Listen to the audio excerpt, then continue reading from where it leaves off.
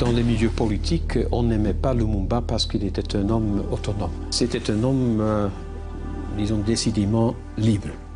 C'était un personnage qui me paraissait très ambigu. Il ne se dévoilait pas. C'était un combattant, oui.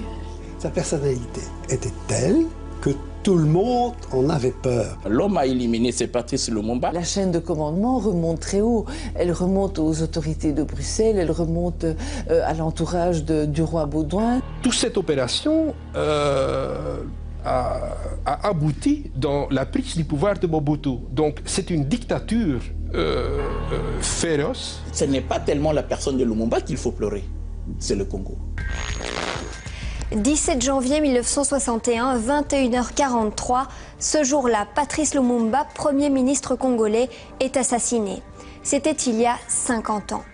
Pendant toutes ces années, des livres ont été écrits, des films ont été réalisés et il y a 10 ans, une commission d'enquête parlementaire établissait la responsabilité morale de la Belgique. Mais de larges zones d'ombre et de malaise persistent dans cette histoire, une histoire fort peu glorieuse pour la Belgique et les États-Unis, mais aussi pour les Nations Unies et le Congo. Car ce jour-là, en tuant Patrice Lumumba, c'est aussi une démocratie naissante que l'on a assassinée. Un dossier de Bernard Balto et Michel Metz.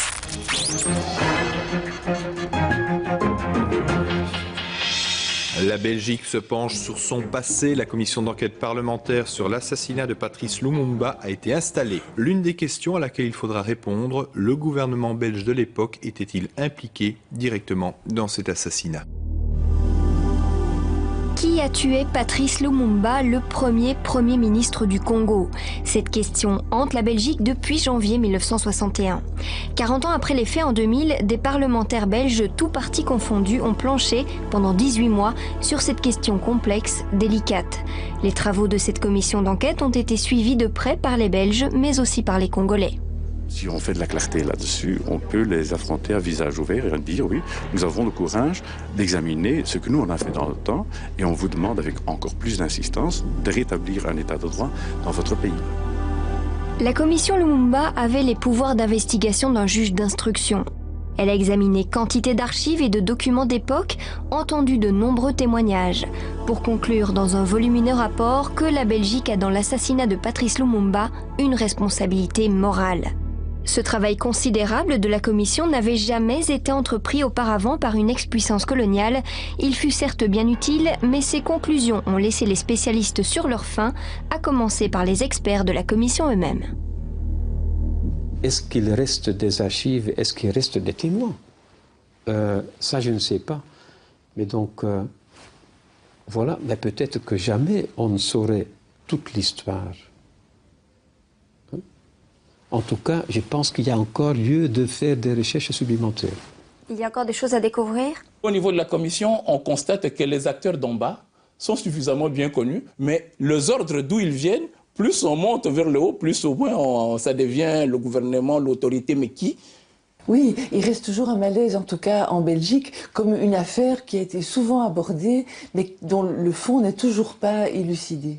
C'est un peu comme un cadavre dans le placard, on sait qu'il est là, on a ouvert la porte, on l'a entrouverte, on a été voir et il y a tout de même ce sentiment diffus qu'on n'a pas encore tout dit, qu'on n'a pas encore dévoilé tous les ressorts, toutes les complicités dans sa mort sur le plan belge et sur le plan international. On ne parle plus beaucoup de Lumumba dans les écoles, ni en Belgique, ni au Congo. Pourtant, Patrice Lumumba est devenu un véritable mythe.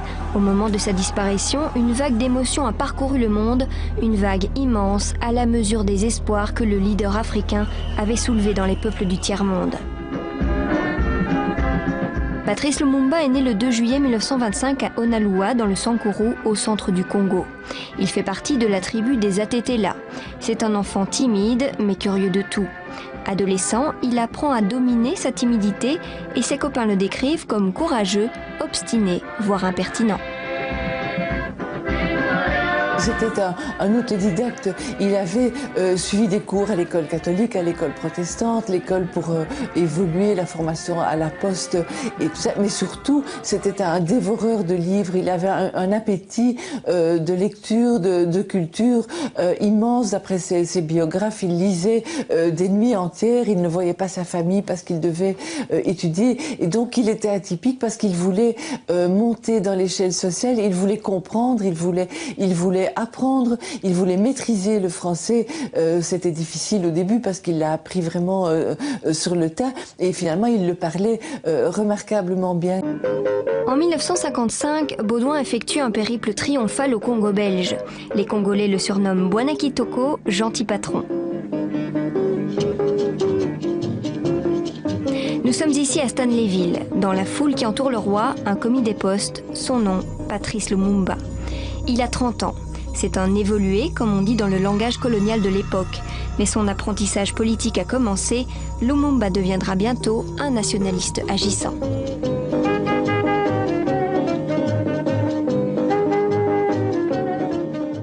Qui est Patrice Lumumba? Lumumba est un des rares Congolais à avoir profondément pris conscience de son identité. Et dans la personnalité de Lumumba, il y a deux identités qui se conjuguent. Lumumba noir, il s'identifie comme noir, noir être humain, face au blanc dominant. Et la deuxième identité, Lumumba congolais. Lumumba par rapport à cet espace, à ce pays qu'on appelle le Congo. À cette époque, des voyages d'études sont organisés en Belgique pour quelques évolués congolais triés sur le volet. Patrice Lumumba fait partie d'un de ces voyages en 1956. Les visiteurs congolais sont notamment impressionnés par le spectacle d'Européens effectuant des travaux auxquels seuls les Noirs sont contraints en Afrique. Les séjours de ce type vont bien sûr contribuer à la fermentation des idées chez les Africains. Peu après, Lumumba séjourne 18 mois en prison. La poste de Stanleyville l'a accusé d'avoir détourné des fonds. Libéré, il retrouve du travail. Chargé des relations publiques d'une importante brasserie, il devient populaire dans les quartiers africains de Léopoldville. Il avait du charisme et c'est cela d'ailleurs qui peut-être le mènera encore plus vite à la mort, c'est qu'on avait toujours peur qu'il retourne les foules. Il avait cette capacité de parler à la population et de dire les choses qui émouvaient les gens par ses discours, par plus que ça aussi, par sa capacité de mobilisation, par le fait qu'il transcendait les ethnies, qu'il transcendait les critères régionaux, qu'il était un peu le symbole de la nation congolaise. Quels sont ses défauts? Le défaut de Lumumba, c'est qu'une fois qu'il se décide... Il est têtu. Il est têtu. À partir d'avril 1959, Lumumba dira à plusieurs reprises dans ses notes, ni brutalité, ni menace, rien ne m'arrêtera. La pensée politique de Lumumba, ce n'est pas le discours du 30 juin. La pensée politique de Lumumba, c'est ses poèmes. Pleure, ô noir frère bien-aimé. C'est là on sent toute la douleur que ressent Lumumba, le vécu du noir. Ô noir, bétail humain depuis des millénaires, tes cendres s'éparpillent à tous les vents du ciel, condamné au travail forcé, telle une bête de somme, de l'aube au crépuscule, sous un soleil de feu, pour te faire oublier que tu étais un homme. En forçant le respect de l'homme blanc, en lui disant tout haut que dorénavant, ce pays n'est plus le sien, comme au vieux temps. Tu as permis ainsi à tes frères de race de relever la tête et de regarder en face l'avenir heureux que promet la délivrance. Mais Lumumba, c'est un homme profondément déçu. Non seulement il est profondément déçu, mais Lumumba découvre finalement aussi que le maître n'est pas aussi brillant, n'est pas aussi digne, n'est pas aussi compétent à diriger ce vaste pays qu'est le Congo. Et on voit, on le sent, qu'à partir de fin septembre 1959, entre Lumumba et la colonisation, c'était fini. Pas Pas de collaboration. Désobéissance civile. Cela fait 80 ans que cela dure. Au début, c'était le trafic d'esclaves. Ensuite, le trafic d'ivoire. Après, la décimation des villages pour exporter le caoutchouc. Et aujourd'hui, les diamants, le cuivre, le manganèse, le zinc. Tout le monde sait qu'elle est pour demain l'indépendance.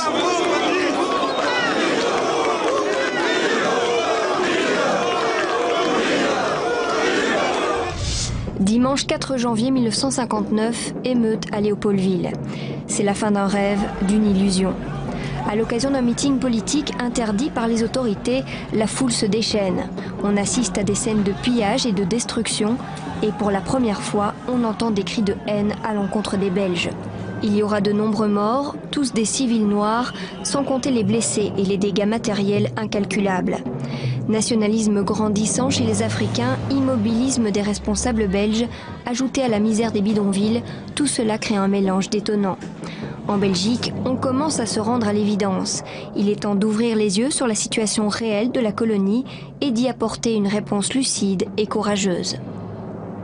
Notre ferme résolution est aujourd'hui de conduire sans atermoiement funeste, mais sans précipitation inconsidérée, les populations congolaises à l'indépendance, dans la prospérité et la paix. Et le message royal a été accepté, accueilli avec enthousiasme au Congo. Si Léopold II est considéré comme le roi bâtisseur qui a permis à la Belgique d'avoir une colonie au Congo, Sa Majesté le roi Baudouin doit être considéré comme le roi libérateur qui aura permis au Congo d'obtenir son indépendance. En prononçant le mot indépendance, Baudouin ne se doute pas qu'il deviendra réalité aussi vite. En effet, 18 mois plus tard, la République du Congo allait naître, dans la fête d'abord, et puis rapidement dans le sang et les larmes. 18 mois, c'est court, beaucoup trop court pour créer une nouvelle démocratie de toutes pièces. Le délai est intenable et le pari inconscient. Mais en ce début d'année 1959, la machine est lancée. Et cette indépendance, Dipenda, comme disent les Congolais, ils la veulent totalement et tout de suite.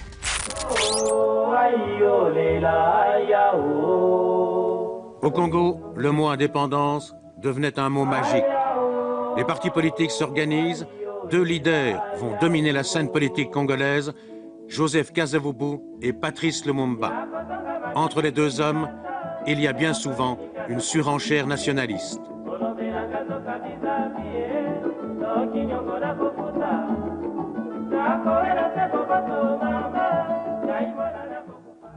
Patrice Lumumba a 34 ans. Avec son mouvement national congolais, il est déjà candidat au pouvoir. Nous l'avions rencontré pour la première fois en mai 59. La Belgique a reconnu les droits du Congo à l'indépendance. Il ne suffit pas de reconnaître notre vocation à l'indépendance. Il nous faut des actes concrets.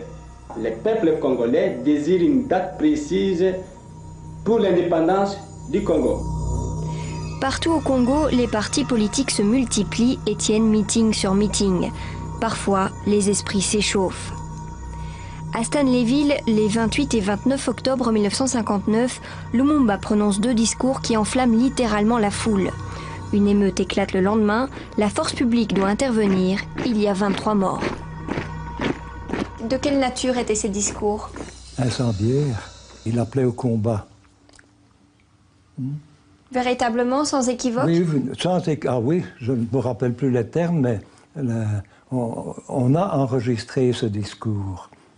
Il y avait parmi les fidèles de Lumumba, il y avait un de ses collègues qui avait sur lui un appareil enregistreur. Ce qui fait qu'on possédait la totalité de ces deux discours. Il y a eu 23 morts durant les émeutes de Stanleyville. Oui, j'ai été chargé de l'instruction, mais je n'ai jamais pu établir un lien direct au point de vue pénal. Il faut bien distinguer le lien moral, le lien psychologique, le lien politique et le lien pénal. Moralement, et personnellement, j'estime qu'il était responsable des émeutes, mais ces événements étaient pressentis avant même son arrivée à Stan. Et c'est justement par Stanleyville que fin 59, le roi entame un nouveau périple au Congo. Il veut s'informer sur place de la bonne marche vers l'indépendance. À quelques centaines de mètres de l'endroit où Baudouin atterrit, le leader charismatique congolais est derrière les barreaux. Les Congos avaient pratiquement explosé. L'autorité n'existait pas. C'est le type de voyage qu'on rend à un parent qui vit ces derniers jours malade et puis on dit que bientôt c'est la mort. Ça, c'est le type de voyage que le roi fait en 59. 17 décembre 1959, 1h de l'après-midi, à l'aérodrome de Stanleyville. Lorsqu'il a atterri, le roi est applaudi, mais ceux qui l'entourent, les fonctionnaires belges, sont hués. Quand la porte de l'avion s'est ouverte, moi j'étais parmi les officiels et le roi s'est arrêté, manifestement hésitant, parce que la foule avait escaladé les barrières et arrivait sur l'aérodrome. Ce moment, je ne sais pas l'apprécier, il m'a paru très long. Mais il a été assez long que pour que les officiers de la force publique mettent sabre au clair. C'est la première fois de ma vie que j'ai vu ça. On ne voit pas ça. Et donne des ordres aux soldats pour empêcher la foule de venir. Lumumba était en prison. Pour les Congolais, le roi venait libérer son ami. Donc ça, c'était la rumeur qui circulait? C'était la rumeur. Et donc tous ces gens, tous ces Congolais qui sont là à l'aéroport, c'est parce qu'ils viennent demander au roi de libérer Lumumba. Le roi et les personnalités qui l'accompagnent sont littéralement noyés dans cette véritable marée humaine. Le roi n'en conserve pas moins son sang-froid. Il salue longuement le drapeau du groupement de la force publique. C'est bien beau, parce que le 17 décembre 59, c'était le 50e anniversaire de la mort de Léopold II. C'est le roi qui a créé le Congo. Alors, il était question que le roi ait déposé gerbe de fleurs, mais pour que le roi aille, la foule attendait le roi pour que le roi aille libérer son ami Lumumba. La prison où Lumumba était incarcéré se trouvait à quelques 400-500 mètres de l'endroit où était le monument où malodé Léopold II. Le roi a dû retarder cela jusqu'à vers 18h, 19h, que la foule se disperse. Le roi n'a pas voulu rencontrer la foule. Baudouin ne rencontrera pas Lumumba non plus. Celui-ci attend son procès en prison. Le juge Delvaux est chargé de l'instruction. Quelle est la première impression que vous fait Patrice Lumumba quand vous le rencontrez? Vous êtes en tête-à-tête? Ah oui, ah oui. Qu'est-ce qu'il vous fait comme impression, de prime abord? De prime abord, il était terriblement taiseux. Autant ses paroles s'envolaient quand il était en face de la foule, autant il était prudent. Moi, pour le mettre à l'aise, je lui avais dit d'emblée, parce qu'il niait tout d'abord. Il niait tout. Je lui avais dit, écoutez, comme homme politique, vous avez le droit de parler de l'indépendance, c'est votre droit le plus strict, mais appelez au sang et au combat, alors que Bruxelles vous accorde tout ce que vous demandez, non seulement c'est inutile, mais c'est provocateur et c'est dangereux. Et je dis, vous voyez le résultat, il y a 23 morts ici à Stanleyville. Début 60, le procès de Lumumba s'ouvre à Stanleyville. Dans son réquisitoire, le ministère public réclame contre lui 4 ans de prison sans qu'aucun lien pénal ait pu être établi entre les deux discours d'octobre 59 et les émeutes qui ont suivi. Moi, je suis sur la photo ici. Je regarde mes notes. Je suis jeune, là. J'avais 36 ans. Lumumba devait avoir mon âge à peu près. Le procès a eu lieu un peu au-delà de la mi-janvier. Si mes souvenirs sont bons, il a dû se terminer le 20 ou le 21 janvier. Je sais qu'il a été condamné à 6 mois. Pour vous, c'était une peine qui n'était pas suffisante? C'était un point de vue, c'était le point de vue du président du tribunal. Moi j'étais officier du ministère public. J'avais un autre point de vue. Quel souvenir est-ce que vous gardez de ce moment-là? De ce moment-là? Eh bien, écoutez, on ne se rendait pas compte qu'on faisait l'histoire. Lumumba sera pourtant libéré quelques jours plus tard. Et pour cause, au même moment débute à Bruxelles la fameuse table ronde. Lumumba débarque en Belgique tout auréolé de son bref séjour dans les prisons coloniales. Malgré les profondes divisions et inimitiés qui les séparent, les délégués congolais se sont unis pour réclamer la libération de Lumumba et sa présence à la table des négociations. Ils savent qu'ils ne peuvent se passer de l'immense popularité de leur rival. Cette table ronde est en réalité carrée. Belges et Congolais vont y débattre pour s'accorder sur les modalités de l'indépendance. Les modalités et surtout la date à laquelle elle sera octroyée. Les délégués africains sont décidés à arracher l'indépendance dans les plus brefs délais et pour être brefs, ils seront brefs, l'indépendance est fixée 6 mois plus tard, le 30 juin. Cette décision a été prise avant que Lumumba n'arrive à la table ronde politique. La date de l'indépendance n'a pas été fixée par Lumumba. Lumumba a trouvé cette date fixée. En fixant la date de l'indépendance au 30 juin, le pouvoir colonial espérait jouer sur les contenus de cette indépendance. C'est là où la Belgique rencontre Lumumba. Et là, ça sera un choc frontal. La Belgique a compris les prix que nous attachons à notre liberté et à notre dignité humaine. Elle a compris que le peuple congolais ne lui est pas hostile, mais qu'il réclamait simplement l'abolition du statut colonial qui faisait la honte du XXe siècle. Nous aurions souhaité, dans votre intérêt, qu'il y ait des étapes successives afin que, graduellement, avec le maximum de sûreté, vous puissiez vous familiariser avec les responsabilités en les assumant partiellement tous les ans davantage. Vous nous avez dit que c'était impossible et nous avons reconnu qu'il en était ainsi.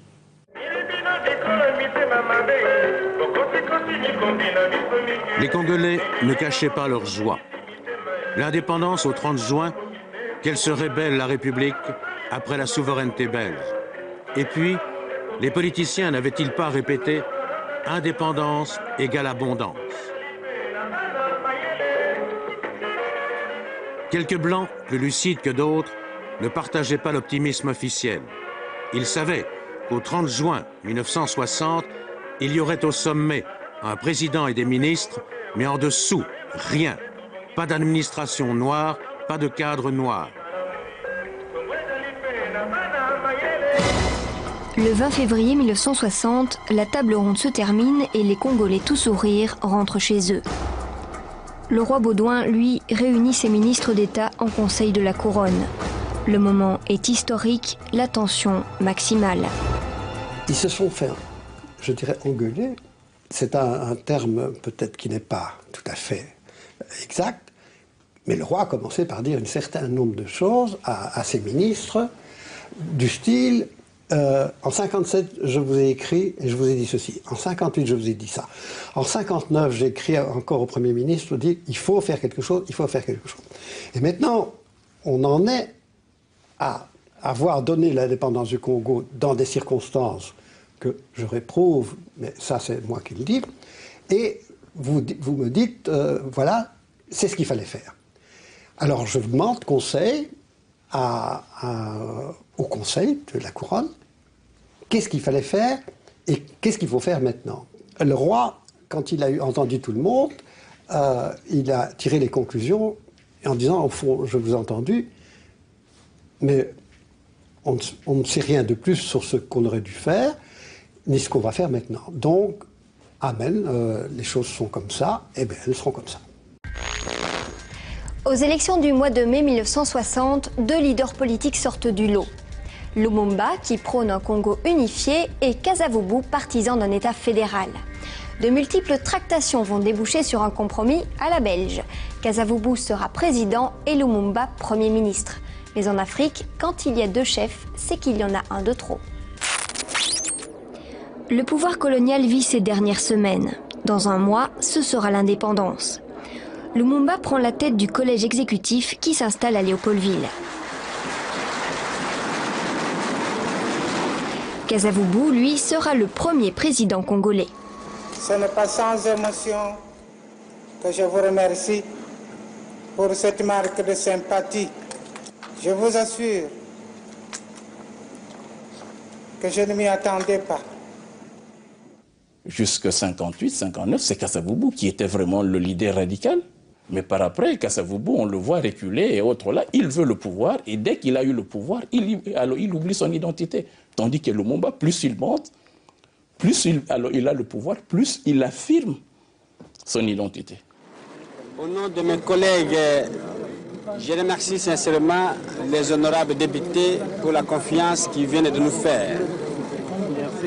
Nous avons commencé aujourd'hui l'apprentissage de la démocratie que nous avons toujours souhaité. Il était l'homme qui portait cette revendication de l'indépendance. C'était l'homme qui l'incarnait.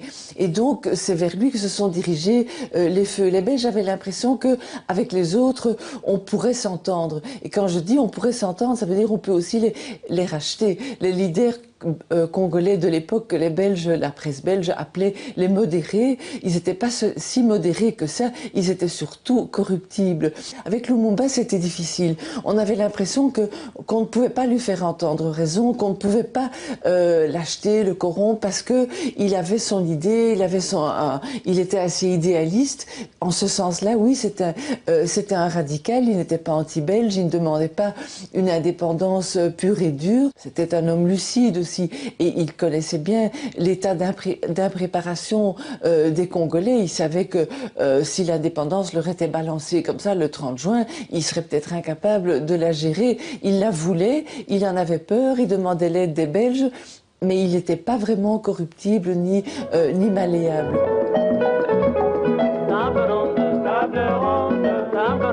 Quoi qu'il en soit, l'indépendance sera proclamée à la date prévue. Et le 30 juin, la Belgique remet les clés du Congo à ses authentiques propriétaires.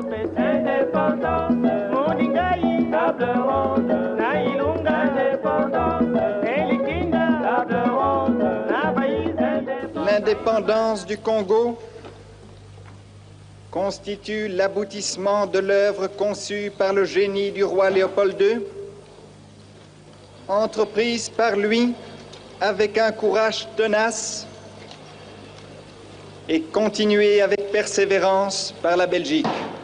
Pendant 80 ans, la Belgique a envoyé sur votre sol les meilleurs de ses fils. Le roi, ce qu'on lui a reproché dans son discours, c'est une autosatisfaction pour tout ce que les Belges avaient fait, qui était, à mon avis, justifié, mais peut-être pas dans la manière dont il a dit. Donc, le roi rappelle toutes les réalisations belges qui, à ce moment-là, sont assez étonnantes pour l'Afrique, soyons clairs. Le fait de donner l'indépendance au Congo, il ne remet pas du tout cela en doute. Donc, il n'y a jamais eu dans l'idée du roi ou des responsables belges, cette idée qu'au fond, on vous l'a donnée, mais on la reprendrait bien. Non, ce n'est pas vrai. Et ça n'a jamais effleuré personne, parce que quelque part, on ne souhaitait pas, vous m'entendez bien, on ne souhaitait pas rester au Congo. Mais ça, je le dis à titre personnel. Dans une attitude de profonde humilité, de demander à Dieu qu'il protège notre peuple. On peut dire que le discours de Kasavubu et le discours du roi du 30 juin, ces deux discours ont été écrits par à peu près le même groupe. La colonisation a construit un pays, il faut garder ce style et ces modèles, il faut aller dans cette direction, il faut garder au moins la même direction, tandis que le discours de Lumumba qui tranche le modèle colonial a été ce qu'il a été. Si nous voulons le développement du Congo, il faut réaménager profondément, il faut sortir de ces modèles. C'est ça le discours de Lumumba. Combattant de l'indépendance, aujourd'hui victorieux. La célébration par le roi du bon temps de la colonie, son hommage appuyé à Léopold II, choque Lumumba et son entourage. Un de ses conseillers belges l'a convaincu de répondre au roi, alors que le protocole n'avait pas prévu une intervention du Premier ministre congolais. 2-3 jours avant le 30 juin, je reçois de l'ami qui s'occupait de la presse gouvernementale les textes du discours du roi Baudouin et de Kasavubu, le président de la République. Et je trouve ces discours, en effet, terriblement paternalistes, léopoldien au sens de Léopold II, Et je trouve ça un peu lamentable, et je dis à Lumumba, tu ne peux pas laisser passer une chose pareille. Un jour du 30 juin, le monde entier sera présent pour la libération du Congo, etc. Il me dit, mais Jean, c'est impossible, tu sais bien, le protocole, c'est sacré, on ne sait pas changer les choses. Je dis, Patrice, c'est vrai que j'ai pris là une responsabilité que j'ai cachée pendant 25 ans, parce que bon, ça faisait quand même, pouvait faire beaucoup de bruit. Je dis, tu seras à 3-4 mètres du micro, quand le roi a terminé, et puis Kasavubu, tu te lèves et tu fais ton discours. Une date dont vous enseignerez avec fierté la signification à vos enfants, pour que ceux-ci, à leur tour, fassent connaître à leurs fils et à leurs petits-fils l'histoire glorieuse de notre lutte pour la liberté. Nous avons connu les ironies, les insultes, les coups que nous devions subir matin, midi et soir, parce que nous étions des nègres. Qui oubliera qu'à un noir, on disait tu, non certes comme à un ami, mais parce que les vous honorables étaient réservés aux seuls blancs. Ça a été très mal perçu par les Belges.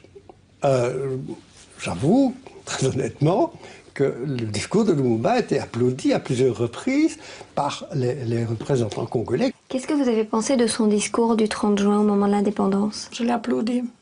Je l'ai applaudi. Parce que je trouvais qu'il convenait au public qui se trouvait dans la salle. Parce qu'il faut penser qu'il y avait une rangée de blancs, disons de blancs, mais toute la salle, c'était des Noirs. C'était des Congolais. C'est à eux qu'il s'est adressé. Ce discours n'est pas nouveau. À 80%, c'est le discours que Lumumba avait prononcé à la fin de la table ronde politique le 20 février 60. Et Lumumba dit à peu près la même chose. À 80%, c'est le discours que Lumumba avait prononcé. Moi, j'ai vu beaucoup de gens qui s'indignaient du discours de Lumumba, mais bon, moi, je ne m'en indigne pas encore maintenant. C'était une réponse au discours provocateur du roi. Les Congolais en avaient marre d'entendre parler de Léopold II. Il faut se mettre à la place, là, non pas des Belges, hein, mais des Congolais, car c'était ce jour-là à l'indépendance. C'était le premier jour où ils pouvaient dire librement ce qu'ils pensaient. C'était vraiment la goutte qui a fait déborder le vase. Et il ne disait pas la vérité dans son discours? Pardon? Il ne disait pas la vérité dans son discours, Lumumba? Écoutez, c'est très difficile. Il disait des choses qui étaient sûrement réelles, mais il l'a dit d'une manière qui était trop virulente, c'est tout. Mais là, Lumumba s'affirme, c'est clair. Kasavubu a fait son discours dans l'intérêt général, soyons clairs, et là, Lumumba s'affirme, et il s'affirme sur le plan national, mais international. Le transfert de souveraineté de la Belgique au Congo a bel et bien lieu ce 30 juin 1960. Un traité d'amitié entre les deux pays est signé comme si de rien n'était. Après quoi, le roi se lève, il n'a qu'une seule envie, rentrer chez lui.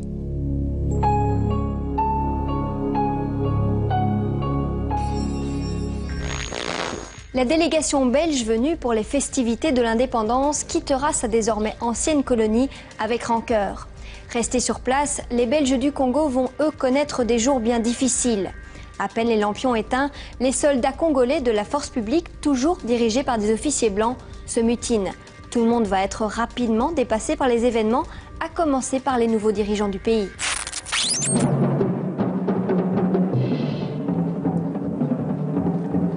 La fête est finie, c'est une explosion de lutte tribale et de grève sauvage.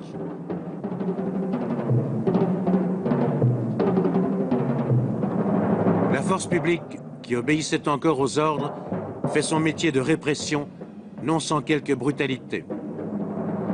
Les politiciens, écartés du pouvoir, n'étaient pas étrangers à toute cette agitation, mais il y avait aussi autre chose. L'indépendance n'était pas la même pour tous. Il y avait les ministres et leurs belles voitures héritées des Blancs, et il y avait le petit peuple qui ne gagnait pas plus qu'avant l'indépendance. Pour l'instant, les soldats de la force publique font leur métier, mais eux aussi seront bientôt déçus. Pas d'augmentation de soldes et des officiers blancs qui continuent à les commander. La mutinerie éclate le 5 juillet au camp Hardy à Taizville. Les officiers blancs seront emprisonnés, frappés, battus. Des dizaines de femmes européennes seront violées. Pour la première fois, les soldats vont s'en prendre aux blancs.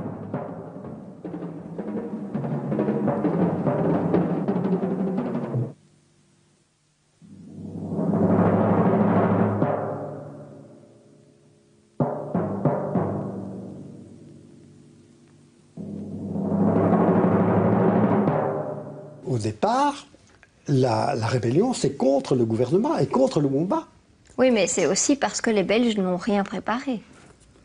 Mais ça c'est antérieur. Vous me parlez des jours de juillet, c'est vrai. Oui, mais c'est une résultante de cette indépendance qui a été faite sans qu'il y ait une africanisation des cadres à la base. C'est tout à fait exact. À l'époque, il y a des adjudants, des sergents-majors chefs qui sont congolais, mais il n'y a pas un sous-lieutenant congolais. Ça, c'est certain. Si on doit faire le procès de la décolonisation, ce que j'ai fait récemment, ben ça, c'est certainement une des choses. Cette non-préparation. Face au mutin, Lumumba, qui est aussi ministre de la Défense nationale, réagit rapidement. Il remplace l'état-major belge par des officiers congolais. Il s'efforce de calmer le jeu. Mais les Belges du Congo prennent peur. Hommes, femmes et enfants fuient massivement l'ancienne colonie. Prions le Congo pour la Belgique. Dans le vacarme assourdissant des avions à réaction Boeing et des appareils de tout type, décollant sans cesse à un pont aérien presque continu. Le gouvernement belge décide alors l'envoi de parachutistes. Ils débarquent dans les grandes villes congolaises 10 jours à peine après l'indépendance. L'humiliation n'allait plus s'arrêter. Ils étaient prêts à tout, même sacrifier leurs propres compatriotes. Il fallait un coupable pour expliquer cette catastrophe. Il fallait faire taire le rebelle, quel qu'en soit le prix. Durant toute cette époque-là, comment est représenté Lumumba dans la presse? C'est le dernier des derniers pour les Belges. Il faut se remettre 50 ans en arrière, ça n'est pas facile. Ça n'est pas facile parce que autant le Congo ne passionnait pas l'opinion publique belge, autant depuis le retour des Belges, l'exode de juillet, les gens ont été très sensibilisés, surtout ceux qui avaient de la famille là-bas. Donc il y a, vis-à-vis de Lumumba, il est responsable de tout. Hein. Pour les Belges, on ne fait pas... Il y a une diabolisation. Pardon? Il y a une diabolisation. Oui, tout à fait. Et alors, on l'appelle le diable d'ailleurs. Oui, le surnomme le diable. Mais bon, c'était pire que ça. Il y a dans un article de tête de la Libre Belgique, signé Marcel de Corte, qui est professeur à l'Université de Liège, tout simplement, qui dit dans le corps de son article qu'un geste viril, c'est ce terme, hein, un geste viril nous aurait débarrassé de cet histrion sanglant. C'est pour vous dire que ça allait quand même très loin. Moi, j'étais encore très jeune et j'avais mon attention attirée par cette espèce de déferlement de haine, de détestation que soulevait ce monsieur que moi je ne connaissais pas du tout. Et alors j'ai commencé très tôt, à lire les journaux. À l'époque, on disait un peu la Libre Belgique et le soir chez moi, et j'étais frappée de cette rancœur à son égard, et ça m'intriguait parce que c'était pas très fréquent quand même dans la presse de l'époque d'avoir quelqu'un à ce point diabolisé. En Belgique, on va dire de lui qu'il est communiste, ce qui à l'époque a évidemment une signification toute particulière. Est-ce qu'il était communiste? Absolument pas. Non, c'est les communistes qui courent après lui. Et lui, il donnait le change. Oui, lui, avec le sens de l'amitié qu'il avait, il avait des amis communistes, comme Jules Raskin, c'était vraiment un copain, et il y en avait d'autres. Mais en même temps, je suis témoin, il faisait son siège. Hein. Et vous pensiez vraiment que Lumumba pouvait être communiste? Avoir des accointances? Écoutez, des accointances, oui. Communiste, je n'en sais rien. Et comment ont évolué ces relations? Bien, à partir du moment où il a compris le danger que ça représentait, il a réuni tout son cabinet en demandant qu'on ne prenne plus aucun coup de fil venant de communistes, amis ou pas. Ce qui était plus gênant, c'est quand les ambassades de l'Union soviétique et des pays du bloc soviétique commencent à prendre part à la vie à Léopoldville, à avoir des positions, à donner une aide qui devenait de plus en plus claire, que tout le monde a commencé à se poser des questions, surtout les Américains à ce moment-là. Vous savez qu'on m'a souvent présenté comme communiste, anti-blanc, anti-belge, l'homme qui veut détruire. Absolument pas. Je suis simplement un nationaliste, un leader nationaliste qui lutte pour un idéal. Début juillet 60, au moment des troubles, les fonctionnaires blancs censés soutenir le nouvel État fuient en masse. Le gouvernement de Gaston Esquens est formel. L'intervention des troupes belges au Congo a été décidée dans le seul but de sauver des vies. Mais dans la province du Katanga, l'intervention ne s'arrête pas là. Les para-belges désarment les troupes congolaises. Ils rendent ainsi possible la sécession de cette riche province minière et neutralisent les partisans de Lumumba. Le 11 juillet 60, Moïse Tshombe proclame l'indépendance du Katanga. Sur ordre de Bruxelles, les fonctionnaires belges sont tenus de rester en poste. La Belgique soutient donc la sécession. Wat Katanga betreft stelt zich een bijzonder probleem. Daar ook zijn we opgetreden voor de redding van mensenlevens. Maar het geval Katanga vertoont deze particulariteit dat daar de Belgische troepen zijn opgetreden op verzoek zelf van de Katangese regering, voorgezeten door de heer Tshombe. Patrice Lumumba a rompu toute relation diplomatique avec la Belgique. Il exige le retrait des troupes belges et demande l'aide de l'ONU pour rétablir l'unité du Congo. Les troupes de l'ONU arrivent très rapidement. Officiellement, les casques bleus doivent protéger les institutions congolaises et contrer les sécessions. Mais en réalité, l'ONU prend le contrôle de l'État congolais ou de ce qu'il en reste, tout en retirant son soutien à Lumumba. Le 8 août 60, Albert Kalonji proclame à son tour l'indépendance d'une autre province, celle du Kasaï. Le Congo explose. Est-ce que Lumumba commet beaucoup d'erreurs à ce moment-là? Outre le fait qu'il n'arrive pas à contenir les choses. Non, il ne commet pas une erreur, Lumumba, vis-à-vis de la sécession. Il dit ce que nous, Belges, lui avons toujours dit, et de manière invraisemblable, Lumumba était le plus proche de notre thèse, c'est-à-dire que les Belges voulaient un Congo unitaire. Kasavubu, Tshombe, Kalonji, tout ça, ils voulaient un Congo fédéral, avec des tas de provinces dans lesquelles ils seraient évidemment les chefs. Et lui, il prend des tas d'initiatives, c'est justement pour qu'on évite que le Katanga ne devienne un pays indépendant. Il met tout en branle pour empêcher que les sécessions dans tout le pays ne surviennent. Il en a déjà deux sur le dos, celle du Katanga, et alors celle beaucoup plus sanglante, celle du Sud Kasaï, où il enverra des troupes au mois d'août qui vont carrément faire un génocide, hein, soyons clairs. Alors pourquoi est-ce que les Belges détestent à ce point Lumumba alors qu'ils partagent finalement les mêmes idées? C'est ça que vous me dites. Oui, mais entre dire que Lumumba était unitariste, ce qui est vrai, et qu'on partageait ses idées, il y a une marge dans sa manière d'être aussi. Hein, c'est l'homme en fait qui n'était pas apprécié. Bien sûr que c'est l'homme, bien sûr que ce n'est pas les idées. On ne s'est pas battu pour des idées. Contrairement mais contre un homme, est-ce que c'est vraiment bien entendu. Un combat qui a raison d'être? Vous avez tout à fait raison. Et ce combat ne se terminera que le 17 janvier, quand Lumumba sera exécuté. Soyons objectifs. Pourquoi sa personnalité, c'est très subjectif finalement alors. Sa personnalité était telle que tout le monde en avait peur. Dag Hammarskjöld, le secrétaire général de l'ONU, refuse d'entreprendre une action militaire contre la sécession katangaise. Il passe même un accord avec Tshombe, à qui il va personnellement rendre visite à Elisabethville. Des casques bleus suédois sont envoyés dans la capitale katangaise, mais la sécession en elle-même n'est pas remise en cause. Lumumba voyage un peu partout. Il se démène pour trouver les appuis internationaux que l'ONU lui refuse. Poussé par les circonstances, il s'adresse à l'Union soviétique. Les Russes lui fourniront des avions de transport et des techniciens. L'Ouest se dit choqué par l'aide soviétique. Les États-Unis déplorent l'action unilatérale de l'Union soviétique qui a envoyé des avions et du matériel militaire au Congo, aggravant une situation sérieuse dans laquelle des Africains tuent d'autres Africains.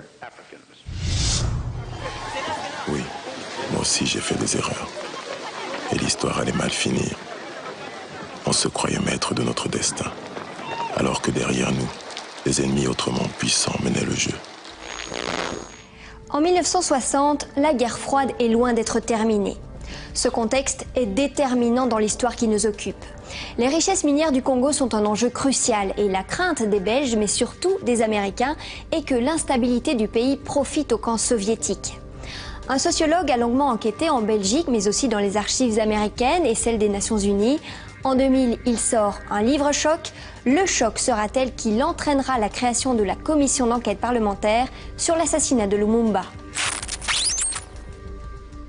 Ludo de Witt, quel a été le déclic, le point de départ de vos recherches? J'ai commencé à m'intéresser pour la crise congolaise et pour le cas Lumumba il y a une quinzaine d'années. Et c'était un intérêt d'abord tout à fait intellectuel. C'était en lisant un livre de Jules Chaumet, qui est un avocat belge et qui, à l'époque, en 60, était un ami et un défenseur de Lumumba. En lisant ce livre, dans lequel il essaye de reconstituer le processus qui a amené à l'assassinat de Lumumba, j'ai dû constater qu'il y avait des trous énormes dans son récit. Et c'est à partir de ça que j'ai commencé à faire des recherches qui m'ont amené à New York, aux archives des Nations Unies, en Belgique, États-Unis. Et ce qui a finalement abouti à la production de 2 livres, un en néerlandais, Crisis in Congo, et ensuite celui sur la mort de Lumumba. Jusque-là, quelle était votre opinion sur cette affaire? Vous avez l'impression qu'à cette époque, on avait un petit peu oublié, en tout cas essayé de ne plus penser à cette affaire d'assassinat de Lumumba? Disons, jusqu'au moment où j'ai publié mes 2 livres, la thèse centrale dans l'opinion mondiale était que cette crise et cet assassinat de Lumumba était une affaire des Congolais eux-mêmes. C'était une affaire de Bantou. Hein. C'était encore la thèse qui a été défendue notamment par Jean Kestriat et Jacques Brassine. Ça, c'était la vision dominante. Vous aviez une intuition, vous, qu'il y avait autre chose? En Afrique, dans le tiers-monde, on savait bien qu'il y avait plus que ça, qu'il y avait un rôle prépondérante de la part de l'Occident dans cette affaire. Sur le terrain, l'offensive de l'armée congolaise contre le Katanga sécessionniste échoue. Le transport des troupes à bord des avions soviétiques vire au fiasco. L'ONU refuse d'approvisionner les appareils en carburant. Les troupes de Lumumba ne dépassent pas le nord du Katanga. La crise congolaise atteint son paroxysme. À Léopoldville, la tension monte. Dans les cités, on distribue des tracts sur lesquels on peut lire « Congolais, Lumumba vendra vos femmes aux Russes ». Mais le Premier ministre a aussi des partisans qui manifestent dans les rues. Même en Belgique, les adversaires de Lumumba ne restent pas inactifs. Comme la commission d'enquête a pu l'établir, des fonds secrets sont envoyés au Congo dès juillet 60 pour déstabiliser le gouvernement Lumumba. Ce qui m'a frappé, c'est la piste de l'argent. C'est de découvrir qu'en 60, la Belgique avait voté un budget spécial qui était tout de même de 7 millions d'euros, ce qui n'était pas rien pour l'époque, qui était un budget spécial pour se concilier les faveurs des leaders congolais de l'époque. Aujourd'hui, je me dis, mais au fond, c'est une leçon qui leur a été enseignée en 60, et bien ils l'ont bien apprise, mais il faut retourner aux sources. Donc cet aspect de fonds secret qui échappait au contrôle parlementaire, qui était destiné à soudoyer les dirigeants congolais de l'époque, c'est quelque chose qu'on ne savait pas, en tout cas moi je ne le savais pas, et qui m'a vraiment fait réfléchir. Dans cette fragilisation de Lumumba, quel rôle ont joué les États-Unis? Les États-Unis, ils ont compris très rapidement que Lumumba ne serait jamais un allié sur qui on peut compter. Il faut se mettre aussi à l'époque, on est en pleine guerre froide. Bon, les États-Unis ont des visées sur le Congo, soyons clairs. Les Américains se disent, oui, mais attention, si le Congo bascule, notre accès aux richesses, aux matières premières, va être bousculé. Et c'est en cela qu'ils se sont intéressés. Ils sont intéressés tellement bien qu'ils ont été jusqu'à programmer l'assassinat de Lumumba avec un peu de légèreté, c'est le moins qu'on puisse dire.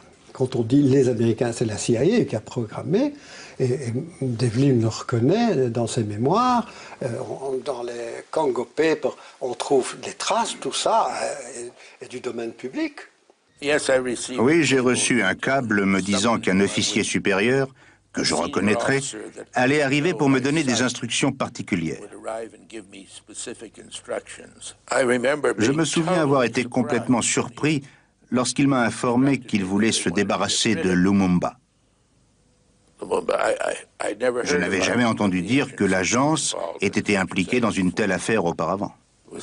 La substance pour éliminer Lumumba était de la pâte dentifrice empoisonnée qui provoquerait une maladie, une sorte de polio ou quelque chose comme ça.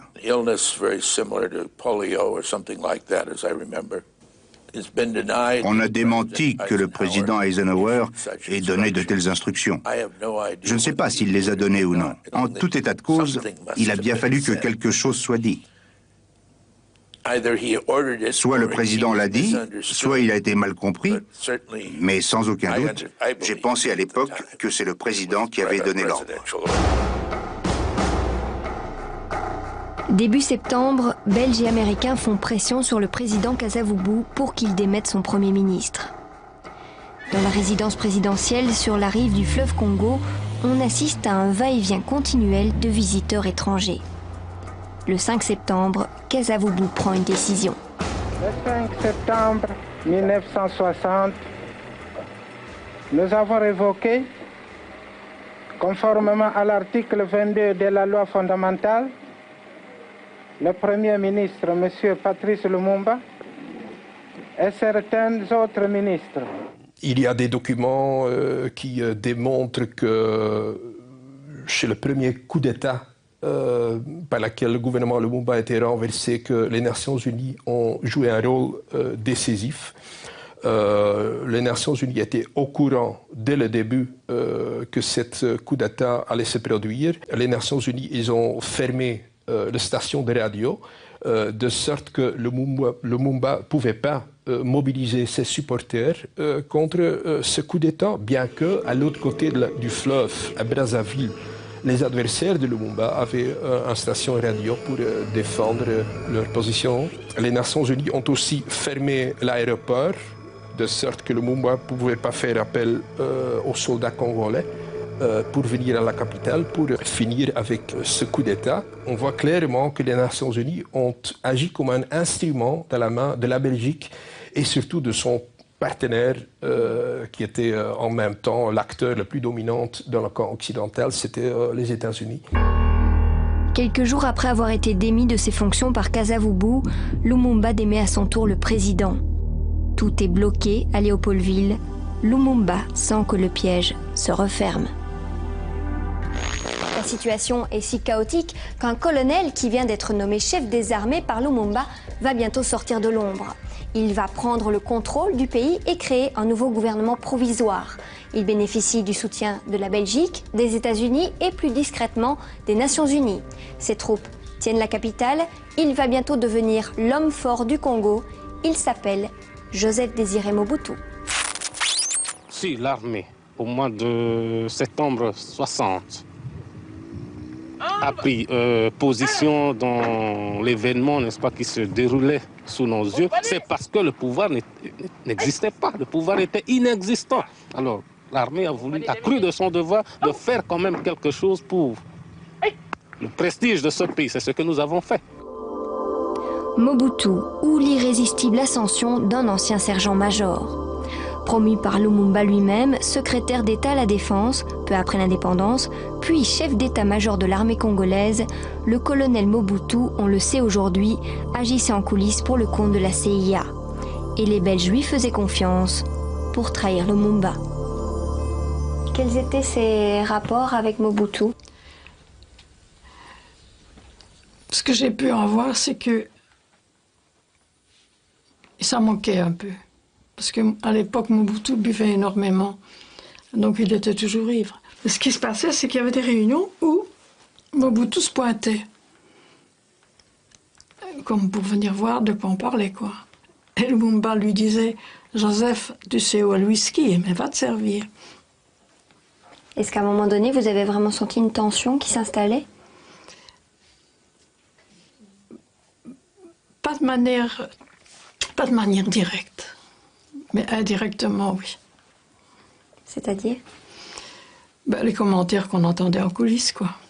Les premières tentatives d'assassiner Lumumba sont venues après.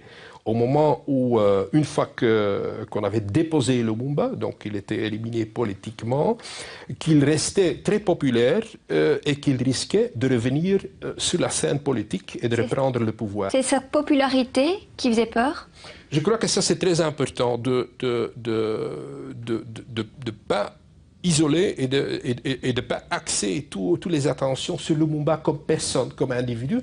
C'était un dirigeant charismatique qui dirigeait la foule, la masse. Et c'est ça qu'il représentait. Lumumba a été écarté, mais il ne s'avoue pas vaincu. Il a toujours le soutien de nombreux partisans dans les quartiers populaires de la capitale. Un discours suffirait à déclencher une émeute. Autour de sa résidence, 2 cordons de sécurité ont pris place. Le premier est celui de l'ONU.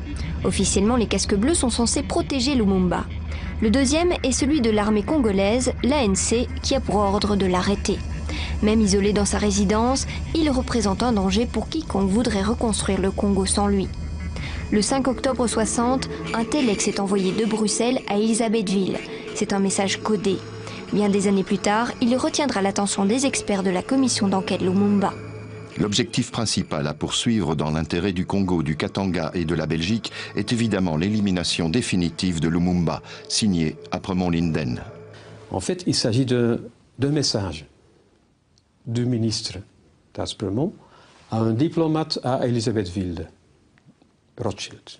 Donc ce n'est pas un message à un officier ou à quelqu'un qui est, disons, prêt à tuer Lumumba, c'est un diplomate. Et qu'est-ce qu'il dit d'Aspremont? Il dit, voilà, il arrive des nouvelles de Léopoldville. On est en train d'y installer un nouveau gouvernement avec des éléments lumumbistes. Alors, qu'est-ce que dit d'Aspremont? C'est invraisemblable, dit-il. Mais, en tout cas, dangereux, parce que ça serait la restauration de Lumumba par la bande, d'une façon indirecte. Il dit, c'est évident que l'élimination définitive de Lumumba est dans notre intérêt. On a éliminé Lumumba le 5 septembre, on ne va quand même pas accepter qu'on le restaure dans un nouveau gouvernement. Voilà, c'est mon interprétation, après avoir lu la totalité du téléx dans la version française. Donc vous ne croyez pas, vous, qu'il s'agit là de la preuve irréfutable de l'implication belge dans l'assassinat? Ce n'est pas un ordre d'assassiner Lumumba. Mais il y a un élément avec lequel on ne tient pas compte, c'est que les subordonnés du ministre ont à l'époque interprété ce téléx comme le vœu du ministre que Lumumba serait éliminé physiquement.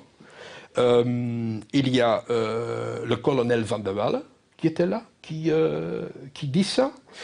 Il y a un autre colonel, le colonel Marlière, qui a même déclaré dans une interview qu'au même moment que le ministre a envoyé son téléx, que la main droite du ministre est venue chez lui pour lui proposer un tueur de crocodile pour éliminer Lumumba, donc pour l'assassiner. Il faut rester sérieux. C'est vrai que le texte existe, c'est vrai que la phrase existe, mais dans un contexte qui est de dire il faut l'éliminer de manière, il ne faut pas qu'il revienne dans la vie politique au Congo. Et ça, c'était vraiment l'idée de d'Apremont.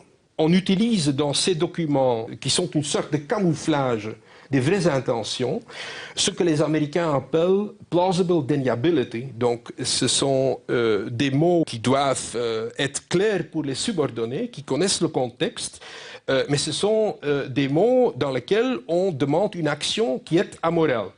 Et on veut, surtout si ce document devient public, qu'il y a une certaine capacité de nier d'une façon crédible qu'on voulait, qu'on avait un but, un visée amoral. Et donc ça, c'est un peu le problème avec la Commission. On a pris une lecture défensive rien que des documents, des sources primaires, et c'est d'ailleurs quelque chose qui a été reconnu par le professeur Gérard après dans une interview. Je ne suis pas d'accord avec cette critique. Hein. Peut-être d'abord, on a publié beaucoup de documents. Peut-être que cela invite à ce genre de critique.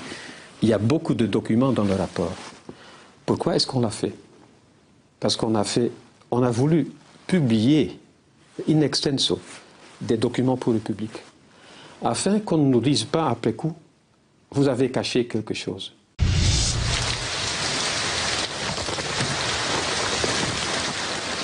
Et puis, les choses vont évoluer. Lumumba va fausser compagnie à la garde de l'ANC qui est autour de sa maison et à la garde aussi de l'ONU. À un moment donné, il dit maintenant, la plaisanterie a assez duré. Moi, je vais aller du côté de Stanleyville, faire mon petit État à moi, et comme les autres, quoi. Et puis après, on envisagera de reconquérir le Congo, ça c'est clair.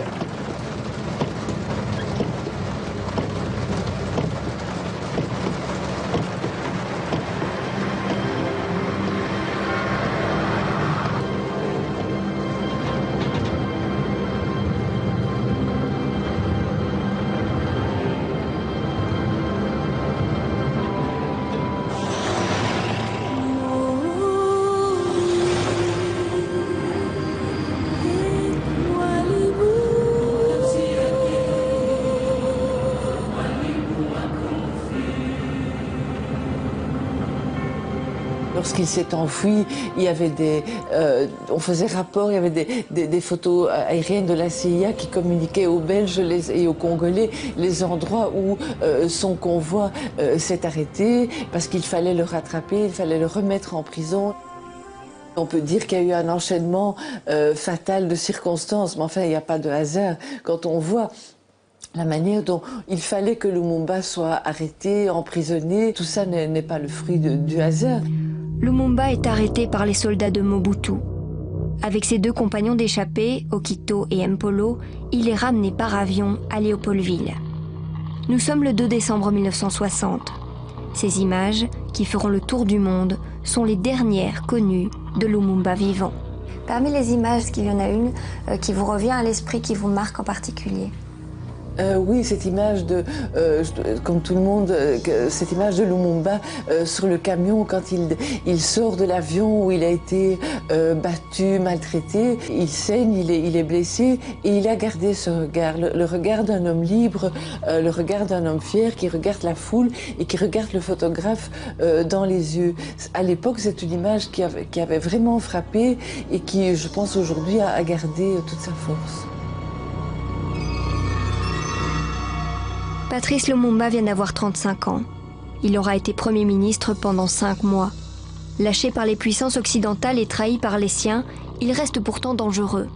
Prisonnier, il est aussi encombrant que s'il était libre. Il n'a plus que quelques semaines à vivre. Malheur aux vaincus.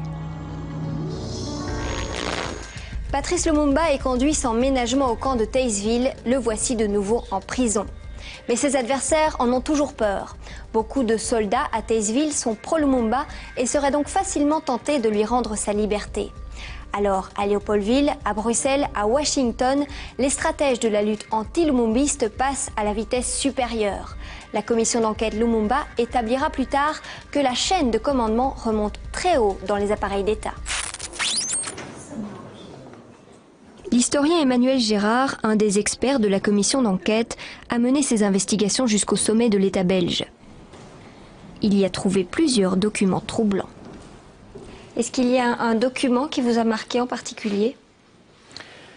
Oui, un document dans les archives du Palais Royal. Et je me rappelle que j'ai eu la chair de poule.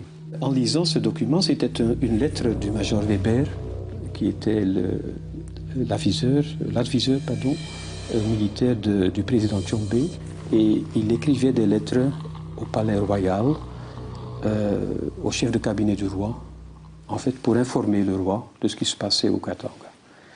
Et mi-octobre, il envoie une lettre au palais dans laquelle il fait rapport d'une visite que Mobutu a fait incognito à Tshombe. Il faut savoir, Mobutu avait pris le pouvoir à Léopoldville.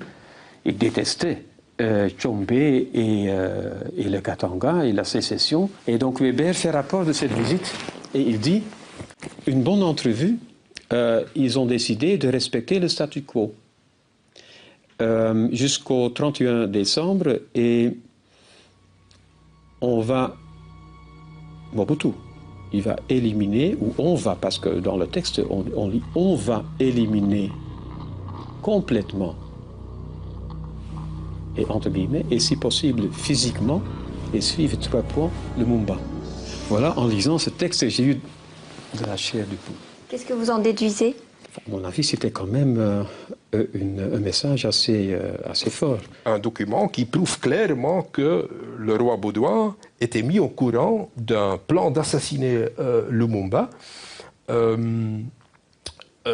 sur lequel il n'a pas informé le gouvernement belge à l'époque, et même pire, un peu après qu'il a reçu cette lettre, il a envoyé une lettre à Tshombe, dans laquelle il fait l'éloge de Tshombe et tous les anti-lumumbistes et il attaque violemment Lumumba. Donc c'est une lettre, de nouveau, selon le concept de plausible deniability, qu'on ne peut que lire comme un feu vert implicite du roi pour en finir avec Lumumba. Et par rapport à la position du roi Baudouin, qu'est-ce que vous en tirez comme conclusion? Il a reçu ce message. Qu'est-ce qu'il en a fait? On sait que le lendemain, il a fait envoyer un message à Tshombe, dans lequel il a en fait remercié Tshombe de son attitude. Il a dit on ne peut pas accepter que les rapports entre nos deux pays seraient détruits par la politique d'un seul homme. Mais il ne fait pas allusion à cette phrase. Non, mais c'est quand même un peu étrange que le lendemain de cette lecture, il fait envoyer cette lettre à Tshombe. Le transfert effectif de Lumumba et son assassinat s'est fait plusieurs semaines après. Donc je ne sais pas s'il était au courant de cette affaire. Ça, je suppose que non. Alors justement, durant les travaux de la commission, il a fallu s'attaquer à ce rôle présumé, supposé, envisagé du roi Baudouin. Est-ce que vous avez l'impression que c'était difficile d'en parler? Disons que pour un historien, ce n'est pas difficile d'en parler, parce qu'en fait, ce sont les experts qui ont pris la liberté d'en faire un chapitre dans le rapport. Mais c'est difficile pour les hommes politiques d'en parler, parce que déjà, à l'époque, on a pu constater que, par exemple, du côté francophone, on n'aimait pas ce chapitre qui attaquait en fait la couronne, parce qu'attaquer la couronne, c'est déstabiliser la Belgique. Et dans le contexte dans lequel on vit, c'est pas ce qu'il faut faire du côté francophone. Voilà ce qu'on a constaté en 2000. Est-ce que vous vous souvenez de l'atmosphère à ce moment-là? Comme j'ai dit, une atmosphère un peu fiévreuse. Mais je pense quand même que je peux dire que par le fait que, par la décision de la commission de faire appel à des historiens, on a un peu dépolitisé cette affaire-là. Quoi qu'il en soit, en ce début janvier 1961, il règne une forme d'obsession à Léopoldville. Comment mettre définitivement Lumumba hors d'état de nuire. À Stanleyville, ses partisans ont levé une armée et progressent vers la capitale. Il faut faire vite, l'enfermer en lieu sûr.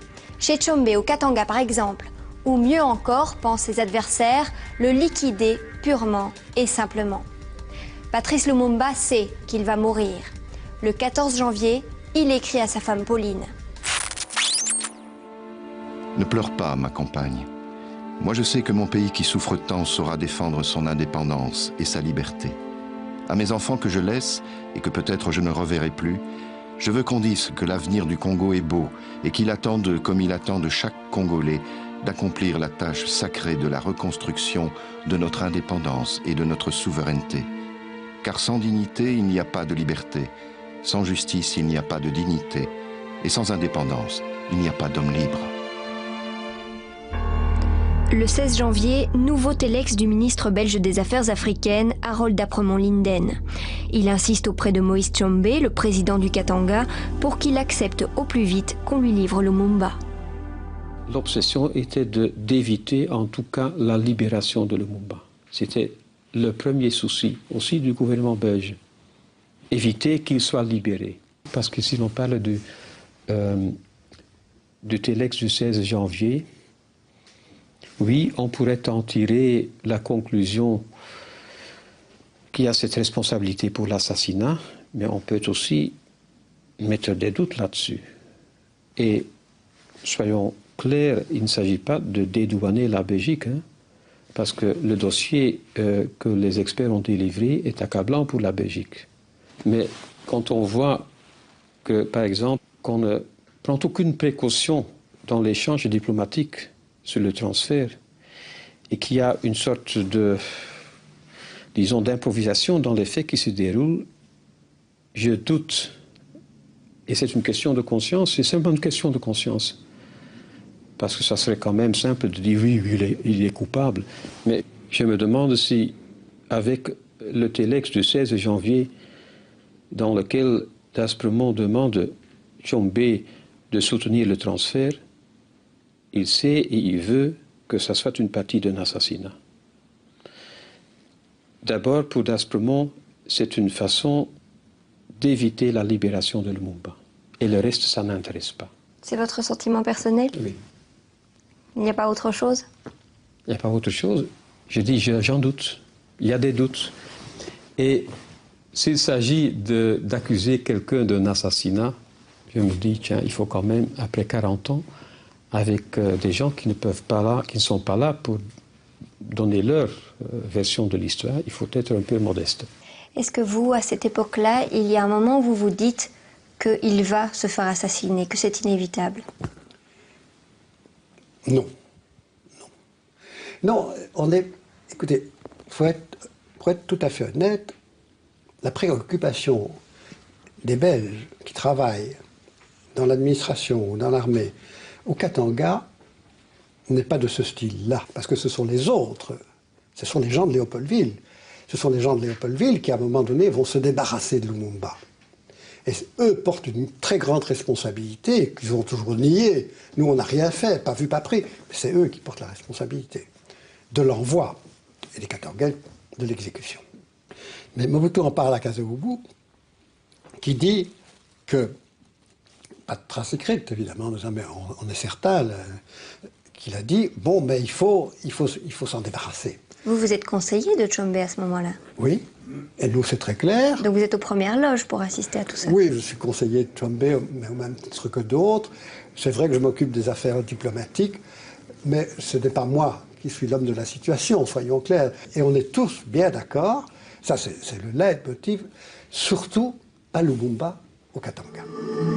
Sous la pression de Bruxelles et de Léopoldville, Tshombe finira pourtant par donner son feu vert au transfert de Lumumba dans la capitale katangaise. Dans la journée du 16 janvier, la décision est prise. Lumumba, Mpolo et Okito sont embarqués manu militari dans un avion à destination d'Elisabethville. Leur gardien Balouba se déchaîne contre eux tout au long du trajet.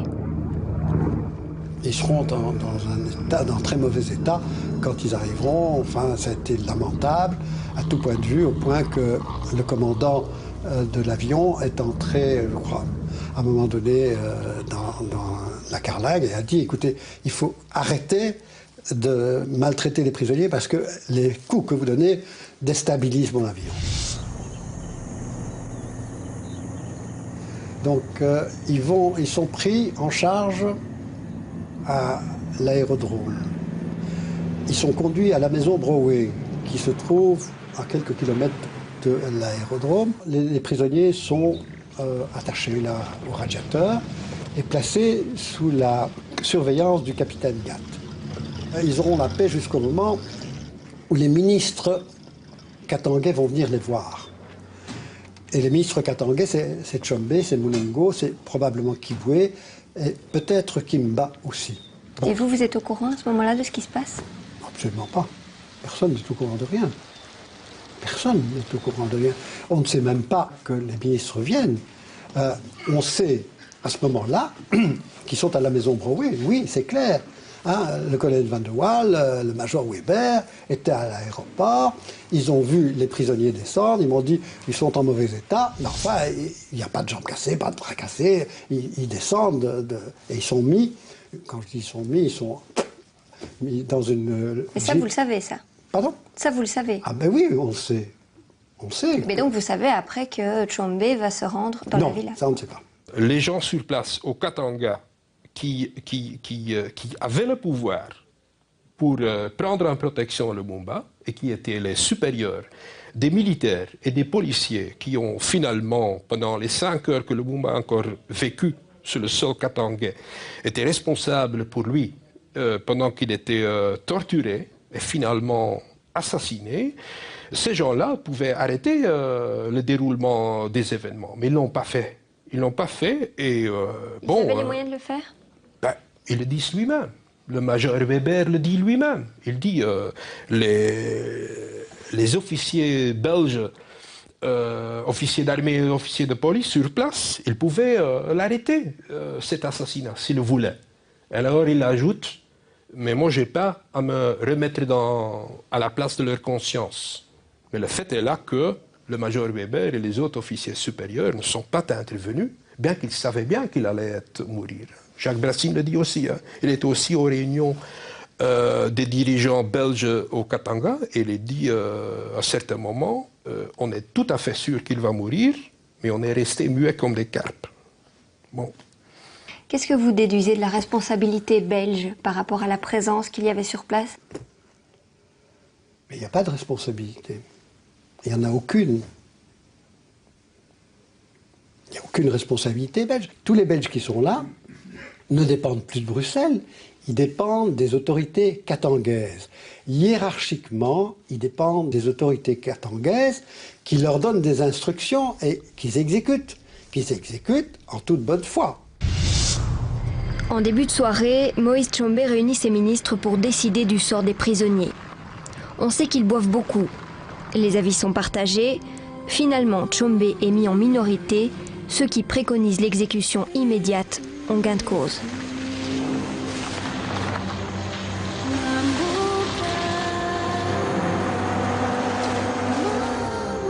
Tu n'as jamais rien su de cette nuit au Katanga. Personne ne devait rien savoir. Leur ordre de mission était clair. 3 corps à retrouver dans la savane et tout faire disparaître. Pas de sépulture. Pas de lieu de pèlerinage. Même mort, je leur faisais encore peur. Moi, j'ai mis 30 ans pour savoir tout ce qui s'est passé. Et encore, probablement, on ne m'a pas tout dit. Est-ce qu'il y avait des Belges? Oui. Oui, il y a des Belges. Il y a des Belges. Bon. Les Belges, ce sont ceux qui ont assuré la garde des prisonniers et le commissaire de police Frans Verschuur. Frans Verschuur est l'homme de main de Mobutu, de Mulongo, qui a la police dans ses attributions. Donc, Verschuur est là, il met ses camions et ses jeeps de manière à couvrir par les phares un endroit qui se trouve à je sais pas moi, 25-30 mètres, je vais compter les mètres, de l'arbre contre lequel on va adosser les prisonniers. c'est Franz Wörthkuhl qui va jusqu'à l'arbre, le met devant l'arbre. C'est, je pense, Lumumba qui est assassiné, parce qu'il n'y a pas d'autre mot, exécuté en dernier lieu, d'après ce qu'on m'a dit.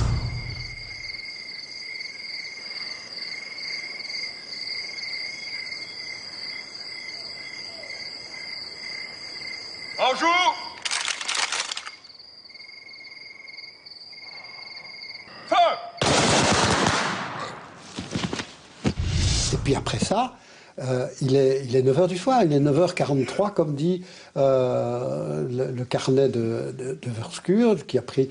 Et la seule chose qu'il a notée, c'est l'heure de l'exécution. Quelque chose d'autre vous a intrigué durant ces travaux, c'est l'agenda d'un commissaire de police, Wörthkuhl. Que disait cet agenda? Il n'avait gardé qu'un agenda de toute sa vie, l'agenda de 61. Et dans cet agenda, c'était seul le mois de janvier qui était rempli. Et quand on a vu donc cet agenda, on a évidemment le 17 janvier. Et voilà qu'il y a là elle doorgevoerd. On pouvait immédiatement voir qu'on avait changé les mots. C'était elle, Lumumba, d'autres. C'est quand même... C'est une phrase, pas peut-être, on sait que Lumumba est mort. Mais c'est la seule phrase qui nous dit que cette journée-là, à 9h43, il a été exécuté. Parce qu'il y a beaucoup de témoignages oraux sur l'affaire, mais il n'y a pas de document écrit. Ceci est assez précis. Et donc c'est le seul document écrit qui nous dit que Lumumba est mort ce soir à une heure très précise. Vous l'apprenez le lendemain. Est-ce que vous êtes étonné? L'apprend le lendemain. Le soir même, on s'est vu au bureau conseil avec le colonel Van de Waal, et comme l'a dit très bien résumé le major Weber, on le voulait, on l'a, et on est bien emmerdé. C'était exactement notre sentiment. Je ne suis pas sûr que sur le « on le voulait », c'est pas vrai, nous on le voulait pas, mais enfin, je ne transige pas sur les paroles de Guy Weber, c'est ce qu'il a dit.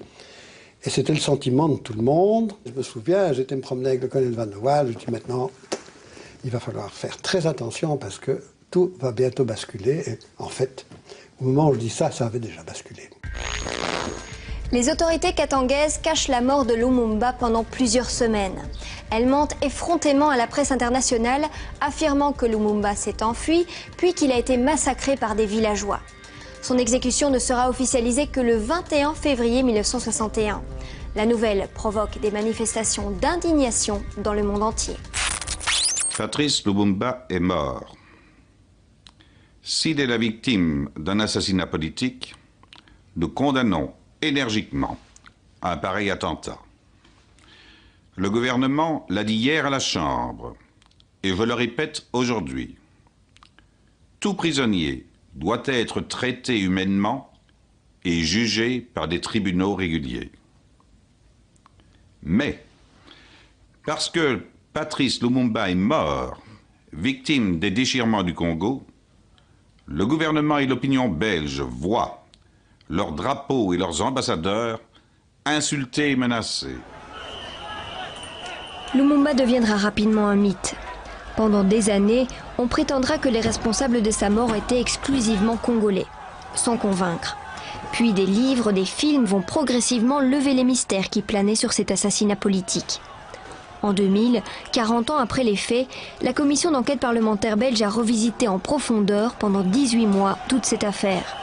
Rappel de sa conclusion, la Belgique porte une responsabilité morale dans cet assassinat. Qu'est-ce que ça veut dire, responsabilité morale? Voilà, la Belgique a déstabilisé le gouvernement Lumumba. Il a empêché la réconciliation de Lumumba avec les autres hommes politiques congolais après le 5 septembre. Ils ont insisté pour qu'il soit arrêté. Ils n'ont jamais insisté pour qu'il soit un procès. Et ils ont soutenu le transfert.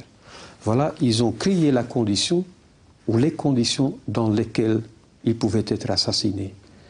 Je pense que cette notion de responsabilité morale est assez lourde. c'est vraiment une expression qui est stupéfiante. Hein. On suggère qu'en quelque sorte, on a à voir avec un crime qui serait moins un crime en 60 qu'en 2010. Prenons les conclusions. Et bon, finalement, on dit que dans la conclusion qu'il y a une responsabilité morale de la Belgique dans l'assassinat de Lumumba. Bon, j'étais à la conférence de presse où le président de la commission a présenté les conclusions. Il y avait 3 ou 4 journalistes qui lui ont demandé qu'est-ce que ça veut dire une responsabilité morale. C'est quoi morale? Il n'a pas pu répondre. Mais s'il s'agit de savoir est-ce que c'est vous ou c'est cette personne ou cette personne, ça devient un peu compliqué. Voilà, au lieu de dire il n'y a personne qui est coupable, ou il n'y a personne qui est responsable, il y a une responsabilité pour la Belgique. Mais qui n'engage à rien. Qui n'engage à rien. À quoi est-ce que ça doit engager? Dire qu'un pays est responsable moralement pour le désastre qui s'est déroulé, c'est quand même un peu lourd. Et pour vous, comment est-ce que vous l'interprétez? Moi, je l'interprète comme ça qu'on a essayé d'éviter des conclusions qui pouvaient avoir des répercussions pratiques, judiciaires, financières, très importantes. Et notamment, une des tâches de la Commission était de désigner individuellement les responsabilités des Belges dans l'affaire. On n'a pas fait. On n'a pas fait. On n'a pas indiqué les individus nominatifs qui est responsable, pourquoi. Est-ce qu'il reste des archives? Est-ce qu'il reste des témoins? Ça, je ne sais pas. Mais donc, voilà. Mais peut-être que jamais on ne saurait toute l'histoire. En tout cas, je pense qu'il y a encore lieu de faire des recherches supplémentaires.